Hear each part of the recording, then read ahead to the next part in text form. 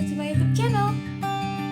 Sebelum aku lanjut ke video ini, aku mau ngucapin terima kasih banyak kepada teman-teman, kepada adik-adik yang udah nonton video ini, dan juga yang udah subscribe aku. Aku mau ngucapin terima kasih. Video kali ini aku mau bahas tentang tata busana wardrobe aku. Jadi tontonin terus ya.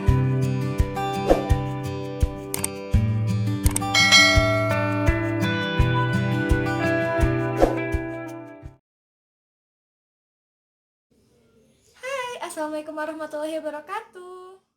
Oke, kita langsung ke pertanyaan yang pertama. Kak, aku S1 Inggris, kalau S2-nya mau ngambil ke desain fashion kayak kakak bisa nggak ya? Nah, ini aku kurang tahu juga ya, karena yang satu bahasa Inggris, yang satu tata busana.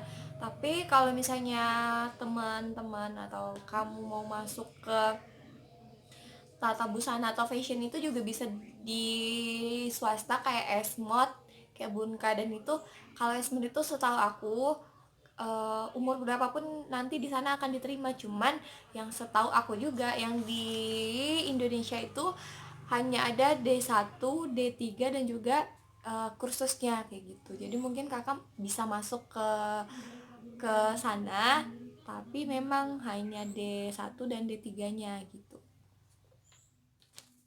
Kita lanjut ke pertanyaan berikutnya. Kak, paling suka mata kuliah apa, Kak? Kalau aku itu paling suka mata kuliah busana daerah. Terus sukanya busana daerah, terus penelitian busana. Bukan penelitian busana, yang satu metodologi penelitian. Yang ketiga apalagi yang paling aku suka, draping juga suka. Sebanyak sih sebenarnya, aku suka semua, cuman aku lebih menguasai di bidang itu. Oke, pertanyaan selanjutnya, contoh mata pelajarannya apa aja, Kak? Nah, di sini aku kemarin berpikiran mau bikin satu video untuk membahas tentang mata kuliah apa aja yang kita pelajari di Universitas Negeri Padang di jurusan IKK Tata Busana ini. Nah, jadi karena udah ada yang nanya, aku mau bahas itu supaya nanti teman-teman siap tempur, siap untuk mempersiapkan diri untuk masuk ke jurusan Tata Busana ini. Nah, yang pertama itu aku buka portal aku dulu. Jadi mata kuliah kita itu ada 6 atau 5 bagian. Yang pertama yaitu mata kuliah wajib universitas. Nah, di mata kuliah wajib universitas ini kita nanti bakalan disatuin dengan jurusan lain yang dinamakan mata kuliah umum di universitas kita. Jadi di mata kuliah umum ini kita digabung dengan jurusan lain. Nanti kita bakalan milih atau dipilihkan dulu oleh jurusan biasanya di semester awal. Jadi nanti teman-teman bakalan satu kelas dengan jurusan misalnya geografi, sentra tasik, atau bahasa Inggris, sastra Inggris, dan sebagainya. Nanti itu juga itu ada gedungnya, dinamakan gedung A dan B. Nanti teman-teman bakalan kuliah di sana. Dan itu menurut aku bagus banget sih, karena itu kita bisa kenal dengan teman-teman beda jurusan, dan itu juga bisa membuat link yang bagus untuk kita. Nah, mata pelajarannya yang pertama yaitu pendidikan agama. Nah, di pendidikan agama ini ya kita merefresh lagi pelajaran-pelajaran agama kita yang lalu kayak gitu. Jadi ya samalah 11-12 sama yang kita dapatkan di SMA, tapi lebih mendalam lagi seperti itu. Dan sama juga dengan pendidikan Pancasila, pendidikan kewarganegaraan. Nah, pendidikan Pancasila dan pendidikan kewarganegaraan ini berbeda ya teman-teman. Karena pendidikan Pancasila ini bagaimana kita memahami Pancasila tersebut, bagaimana kita bisa memahaminya dengan baik dan menerapkannya di lingkungan kita sendiri. Dan kalau misalnya pendidikan kewarganegaraan ini bagaimana cara kita untuk menjadi warga negara yang baik. Nah, seperti itu. Nah, selanjutnya ada bahasa Indonesia, ada bahasa Inggris, terus kewirausahaan. Nah, di kewirausahaan ini seru banget teman-teman, karena kita di sini beneran diajarkan bagaimana cara untuk mendirikan usaha seperti itu. Misalnya kita jualan, kita mengadakan produk, kita mengadakan berbagai macam seperti itu. Nanti juga pas tahun aku itu juga nanti bakalan ada magang paling 3 atau semingguan kayak gitu, ke toko-toko atau ke butik-butik yang mau menerima kita seperti itu. Nanti juga pokoknya seru deh pelajaran kewirausahaan ini. Nanti kita juga bikin proposal, bukan proposal tapi bisnis plan-nya gitu. Jadi kita dari awal bertahap-tahap kayak gitu. Dan juga dosennya juga memotivasi, karena dosennya juga mempunyai usaha, sehingga ilmu yang beliau berikan tersebut tentunya telah beliau terapkan ke diri beliau sendiri gitu. Jadi nggak hanya omdo gitu. Gitu sih, aku seneng belajar ini karena di sini membuat aku berpikir, wah ini bisa jadi duit, ini bisa jadi duit gitu. Oke, lanjut ke pertanyaan ke mata kuliah berikutnya, yaitu kuliah kerja nyata. Ini KKN, dan KKN ini sebenarnya baru diadain lagi di tahun aku, di tahun ini harusnya aku udah KKN, tapi karena corona ini ya gini deh, mungkin KKN-nya di kampung sendiri, di kampung masing-masing aja gitu. KKN ini aku belum coba, jadi aku belum tahu gimana rasanya ya. Tapi kalau dari senior, bukan senior, iya sih, senior aku di universitas lain itu bilang seru banget sih. Selanjutnya yaitu dasar-dasar ilmu pendidikan. Ini kita belajar dasar-dasar ilmu pendidikan tuh kayak gimana jadi guru yang kayak gitu lah ya. Terus psikologi pendidikan. Nah, ini cara gimana kita baca psikologi anak yang kita ajarkan. Terus bagaimana caranya kita nih, misalnya anak ini nih introvert, bagaimana cara ngajarnya. Terus ini gimana, ini dia aktif, ini cara belajarnya kinestetik. Nah, kayak gitu kita belajar di psikologi pendidikan ini. Dan administrasi dan supervisi pendidikan. Nah, di sini kita belajar administrasi dan supervisi pendidikan itu, bagaimana masuknya, bagaimana cara kita menerima siswa, bagaimana supervisi pendidikannya, kayak gitu. Aku nggak bisa jelasin panjang lebar banget karena ini masih banyak gitu.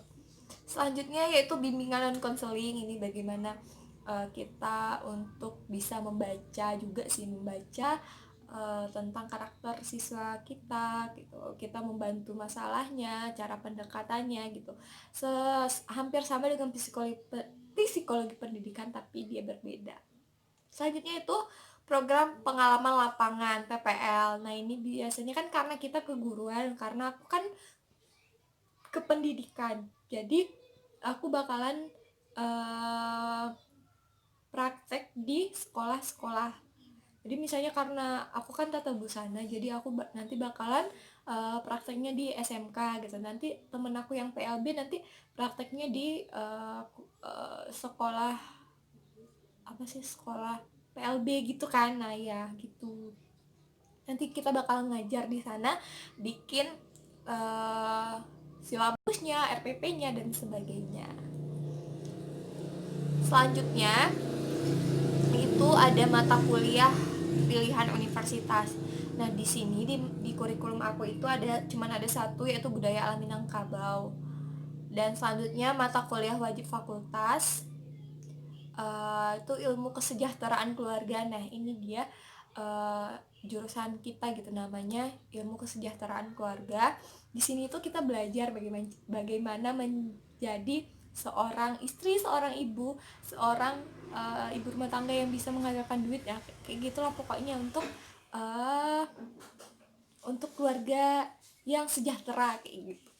Dan selanjutnya etika profesi dan estetika. Nah, ini kita belajar bagaimana tata krama, terus kita bagaimana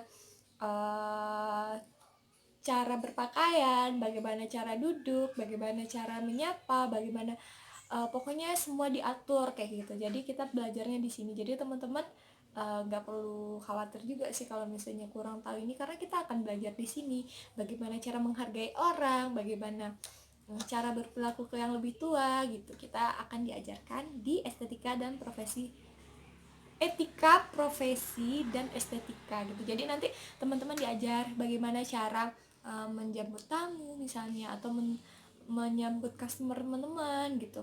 Nanti teman-teman akan praktekkan di kelas kayak gitu.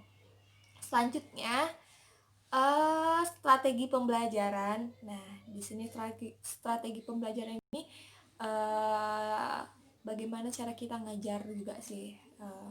Bagaimana ngajar, terus strategi apa yang kita pakai. Gitu. Selanjutnya, pelayanan prima dan komunikasi. Nah, ini penting banget bagi teman-teman kalau misalnya teman-teman mau jadi buka butik atau buka usaha kayak gitu. Karena apa, di sini kita diajarkan bagaimana juga cara menyambut tamu, cara melayani konsumen dengan baik, terus bagaimana cara menarik konsumen tersebut agar bisa beli barang-barang kita kayak gitu. Selanjutnya, metodologi penelitian. Di sini kita udah disiapkan untuk persiapan skripsi. Jadi belajar bab 1, belajar bab 2, belajar bab 3 kayak gitu. Dan selanjutnya tata tulis karya ilmiah dan seminar. Nah, di sini kalau misalnya tadi di metodologi penelitian itu kita belajar cara membuat bab 1 dan bab 2-nya, kalau di tata tulis karya ilmiah ini kita belajar membuat formatnya gitu. Kita belajar membuat format dan menyusun kata-kata. Jadi misalnya harus kata-kata yang baku, dan juga tata tulisnya kayak gimana, maksudnya tuh spasinya berapa, jaraknya berapa. Nah, itu kita pelajari di tata tulis karya ilmiah dan seminar ini. Selanjutnya itu statistik. Nah, di sini juga penting banget kan untuk sebuah penelitian. Selanjutnya itu media pendidikan. Nah, ini kita belajar cara bikin hangout, silabus, RPP tadi gitu. Kita belajar membuat work chart dan sebagainya gitu. Selanjutnya evaluasi pembelajaran. Nah, di sini kita diajarkan untuk bagaimana cara mengevaluasi pembelajaran yang telah kita bukan proposal tapi bisnis plan-nya gitu. Jadi kita dari awal bertahap-tahap kayak gitu. Dan juga dosennya juga memotivasi karena dosennya juga mempunyai usaha, sehingga ilmu yang beliau berikan tersebut tentunya telah beliau terapkan ke diri beliau sendiri gitu. Jadi nggak hanya omdo gitu. Gitu sih, aku seneng belajar ini karena di sini membuat aku berpikir, wah ini bisa jadi duit, ini bisa jadi duit gitu. Oke, lanjut ke pertanyaan ke mata kuliah berikutnya, yaitu kuliah kerja nyata. Ini KKN, dan KKN ini sebenarnya baru diadain lagi di tahun aku. Di tahun ini harusnya aku udah KKN, tapi karena corona ini ya gini deh, mungkin KKN-nya di kampung sendiri, di kampung masing-masing aja gitu. KKN ini aku belum coba, jadi aku belum tahu gimana rasanya ya. Tapi kalau dari senior, bukan senior, iya sih, senior aku di universitas lain itu bilang seru banget sih. Selanjutnya yaitu dasar-dasar ilmu pendidikan. Ini kita belajar dasar-dasar ilmu pendidikan tuh kayak gimana jadi guru yang kayak gitu lah ya. Terus psikologi pendidikan. Nah, ini cara gimana kita baca psikologi anak yang kita ajarkan. Terus bagaimana caranya kita nih, misalnya anak ini nih introvert, bagaimana cara ngajarnya. Terus ini gimana, ini dia aktif, ini cara belajarnya kinestetik. Nah, kayak gitu kita belajar di psikologi pendidikan ini. Dan administrasi dan supervisi pendidikan. Nah, di sini kita belajar administrasi dan supervisi pendidikan itu, bagaimana masuknya, bagaimana cara kita menerima siswa, bagaimana supervisi pendidikannya kayak gitu. Aku nggak bisa jelasin panjang lebar banget karena ini masih banyak gitu. Selanjutnya yaitu bimbingan dan konseling. Ini bagaimana kita untuk bisa membaca juga sih, membaca tentang karakter siswa kita gitu. Kita membantu masalahnya, cara pendekatannya gitu. Hampir sama dengan psikologi pendidikan, tapi dia berbeda. Selanjutnya itu program pengalaman lapangan PPL. Nah, ini biasanya kan karena kita keguruan, karena aku kan ke pendidikan, jadi aku bakalan praktek di sekolah-sekolah. Jadi misalnya karena aku kan tata busana, jadi aku nanti bakalan prakteknya di SMK gitu. Nanti temen aku yang PLB nanti prakteknya di sekolah apa sih, sekolah PLB gitu kan. Nah ya gitu, nanti kita bakal ngajar di sana, bikin silabusnya, RPP-nya dan sebagainya. Selanjutnya itu ada mata kuliah pilihan universitas. Nah di sini di kurikulum aku itu cuman ada satu, yaitu budaya alam Minangkabau. Dan selanjutnya mata kuliah wajib fakultas itu ilmu kesejahteraan keluarga. Nah ini dia jurusan kita gitu, namanya ilmu kesejahteraan keluarga. Di sini tuh kita belajar bagaimana menjadi seorang istri, seorang ibu, seorang ibu rumah tangga yang bisa menghasilkan duit ya, kayak gitulah pokoknya, untuk keluarga yang sejahtera kayak gitu. Dan selanjutnya etika profesi dan estetika. Nah ini kita belajar bagaimana tata krama, terus kita bagaimana cara berpakaian, bagaimana cara duduk, bagaimana cara menyapa, bagaimana pokoknya semua diatur kayak gitu. Jadi kita belajarnya di sini. Jadi teman-teman nggak perlu khawatir juga sih kalau misalnya kurang tahu ini, karena kita akan belajar di sini bagaimana cara menghargai orang, bagaimana cara berperilaku ke yang lebih tua gitu. Kita akan diajarkan di etika profesi dan estetika gitu. Jadi nanti teman-teman diajar bagaimana cara menjemput tamu misalnya, atau menyambut customer teman-teman gitu. Nanti teman-teman akan praktekkan di kelas kayak gitu. Selanjutnya strategi pembelajaran. Nah di sini strategi pembelajaran ini bagaimana cara kita ngajar juga sih, bagaimana ngajar, terus strategi apa yang kita pakai. Nanti kan strateginya itu banyak ya teman-teman, nanti ada yang handout, ada yang jumsit, ada yang dan sebagainya gitu. Selanjutnya pelayanan prima dan komunikasi. Nah ini penting banget bagi teman-teman kalau misalnya teman-teman mau jadi buka butik atau buka usaha kayak gitu. Karena apa, di sini kita diajarkan bagaimana juga cara menyambut tamu, cara melayani konsumen dengan baik, terus bagaimana cara menarik konsumen tersebut agar bisa beli barang-barang kita kayak gitu. Selanjutnya metodologi penelitian. Di sini kita udah disiapkan untuk persiapan skripsi. Jadi belajar bab 1, belajar bab 2, belajar bab 3 kayak gitu. Dan selanjutnya tata tulis karya ilmiah dan seminar. Nah, di sini kalau misalnya tadi di metodologi penelitian itu kita belajar cara membuat bab 1 dan bab 2-nya, kalau di tata tulis karya ilmiah ini kita belajar membuat formatnya gitu. Kita belajar membuat format dan menyusun kata-kata. Jadi misalnya harus kata-kata yang baku, dan juga tata tulisnya kayak gimana, maksudnya tuh spasinya berapa, jaraknya berapa. Nah, itu kita pelajari di tata tulis karya ilmiah dan seminar ini. Selanjutnya itu statistik. Nah, di sini juga penting banget kan untuk sebuah penelitian. Selanjutnya itu media pendidikan. Nah, ini kita belajar cara bikin hangout, silabus, RPP tadi gitu. Kita belajar membuat work chart dan sebagainya gitu.